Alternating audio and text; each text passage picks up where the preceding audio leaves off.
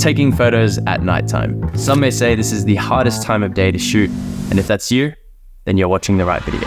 I'm going to be sharing 5 tips to improve your night photography. My name is Will, also known as itizwil, and let's dive into the first tip. The aperture is simply your lens physically opening up and closing. For night photography, that means you want to have the lowest or most open aperture to let in the most amount of light.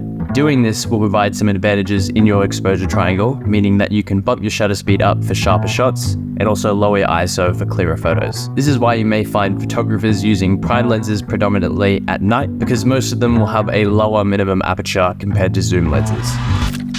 This may seem self-explanatory, but you want to look for unique or interesting artificial lights, as this will help build contrast in your night photography. This could be things such as neon signs, street lights, storefronts, or building windows. For street photography in particular, this is a great way to establish scenes and wait for a subject to pass through.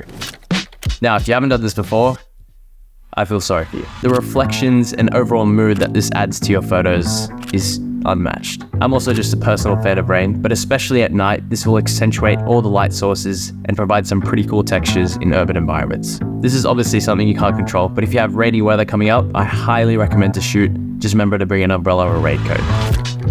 You can create some pretty nice abstract shots with this technique. One of my favorite things to do with a slow shutter is panning shots of vehicles driving past. Visually capturing motion like this gives the viewer a sense of direction or movement, which adds another layer to your photos. Another advantage of experimenting with a slow shutter is that this will naturally let more light into your camera, letting you lower your ISO. This meaning you can save yourself from gross, noisy images.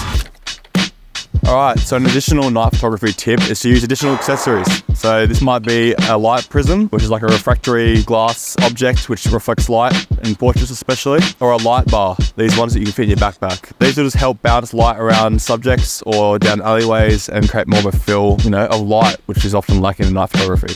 So yeah, get experimental with that and show us what you get. Alright, so for this last one, we're just going to jump into Lightroom. One thing that works really well for night photos is accentuating that cold blue tone. So an obvious way to do that is going to the temperature slider and bringing that down a little bit. You can also bring the tint more towards the green side. This also works for night photos. And we're actually going to counteract this by bringing the blues down in the HSL sliders in terms of saturation. We can also then go to our color grading and also bring some blues into the shadows. It's up to your preference what type of blue you want to put in. It could be a little bit more cool, or it could be a little bit more warm. But we also want to make sure that it's not all just complete blue, so I'm going to bring some warm tones into our highlights. Another way that I've found to add cool tones to your photo is through the tone curve. So we're going to go to the red tone curve here, and I'm going to bring the shadows lower towards the teals. Then we're going to go to the green tone curve and bring that towards purple to get those dark blues. I obviously haven't made any basic adjustments to this photo yet, which is what you want to actually do first. So I'll go ahead and do that, and I'll show you what it looks like when it's all combined together. Alright, so I've made my basic adjustments, and you can just see how well the blue tones match night photos. Another trick you can do is going back down to the HSL slider and bringing our blues a bit more towards the teal side. That just creates a bit more of an attractive color in my opinion. And there we go, I'll show before and after, and all I added was those basic adjustments with a little vignette around the sides. But apart from that, it was just adjusting those cooler tones into the image, which accentuates that night mood and gives it that cold feeling. But that's it. That's 5 tips to improve your night photography. If you enjoyed or found this helpful, consider giving a like or a subscribe, or even just leave a comment down below if you enjoyed the video or if you have any tips that you want to share. Feel free to check out my preset pack where I actually have presets that are built to help your night photography. I'll put the link in the description below. But apart from that, I don't have anything else to say except enjoy.